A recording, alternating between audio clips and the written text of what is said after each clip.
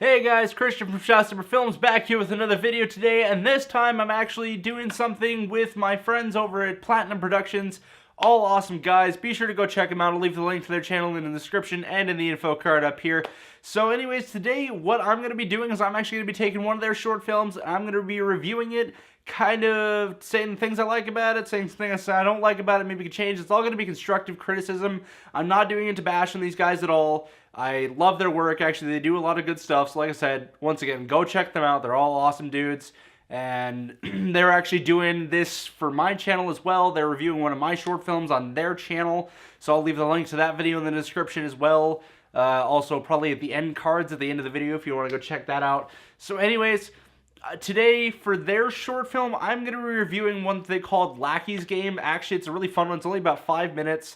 The link to that video will be in the description as well, or to that short film will be in the description, so go give that a shot. Actually, a really fun short film. It's one of my favorites by them, just because it's so simple, but actually really good. So if you don't want any spoilers, or you haven't seen it yet, go watch that first, and then come back here and see the review, just because it makes more sense that way, so you have more understanding of what I'm talking about.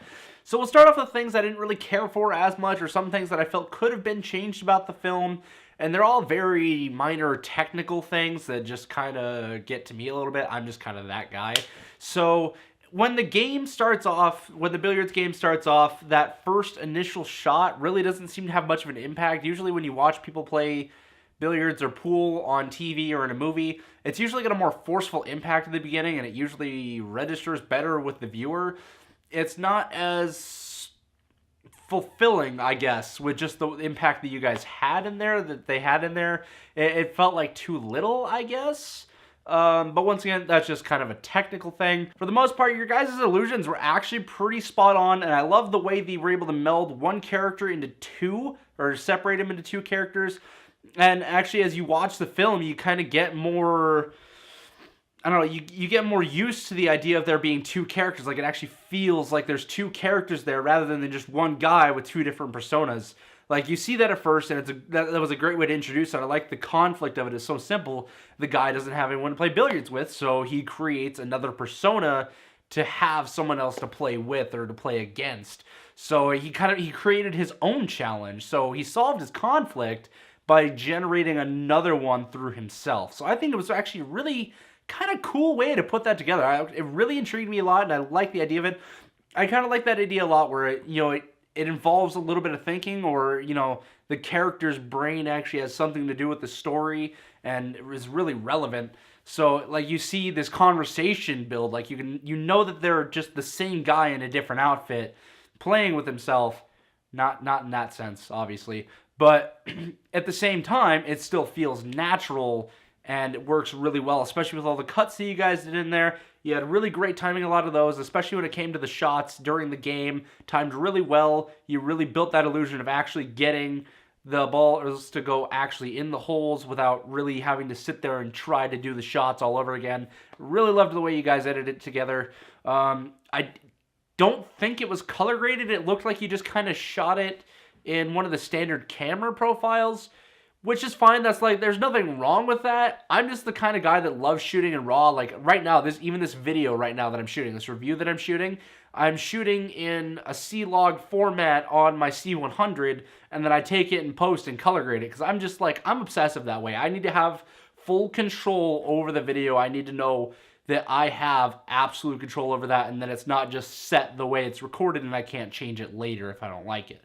So that's just kind of a thing for me, and to me it seems like color grades come out looking a little bit better, just because you get the nice flat image when you do the C-Log, and then you can just do anything with it, and you can build your contrast the way you want it. When you use a preset thing, you don't really get as much options, but I'm pretty sure, if I remember, you guys said you were shooting on a lower end DSLR, which I think I looked into it, and I don't think it really had any sort of flat or neutral profile. You would have had to build it yourself, which is totally fine. Like, I get it, budget filmmaking. It took me forever before I could invest in this camera, this C100. I had to save up for months to get this thing. So to see you guys build a film like that off of such a small budget camera was actually really impressive. You guys did really well with it. I did love everything. The cinematography, the story, all very fun. Like I said, there's just this couple of little technical details that they bug me, but I'm just like, I'm super anal about it, just because I've been studying it for a long time, like for like almost 4 years now. I've just been studying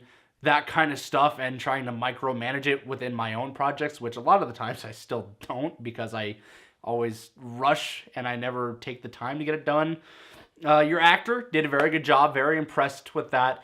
Oh, there's one more thing. There was one shot where I heard a little bit of conversation in the background that kind of broke the illusion for a microsecond of your character being alone.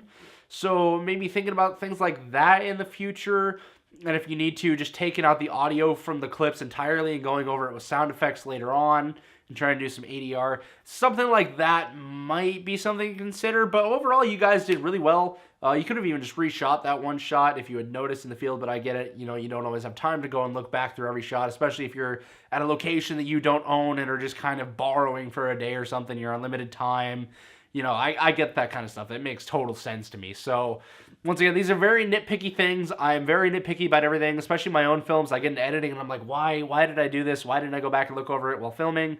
And I get really mad at myself and I'll sit there and focus on that detail the whole time I'm editing, and it just totally distracts me for the rest of the project. So, I'm glad you guys went through and did this. You guys have so many short films too. It's actually really impressive. So I might have to get to reviewing some more of those in the future. For right now, I think that's all I have today. So thank you guys for tuning in. Once again, go check out their channel, their review, and the short film that I reviewed today, all of which posted down in the description. And if you haven't yet, we also have our own blog website out with our own domain, also listed down in the description. Go check that out. I'm posting updates, some filmmaking tips, some gear or some gear reviews, and every now and then I might post movie reviews too, so feel free, go check that all out, all there for your enjoyment. You can follow the blog, keep up to date with everything.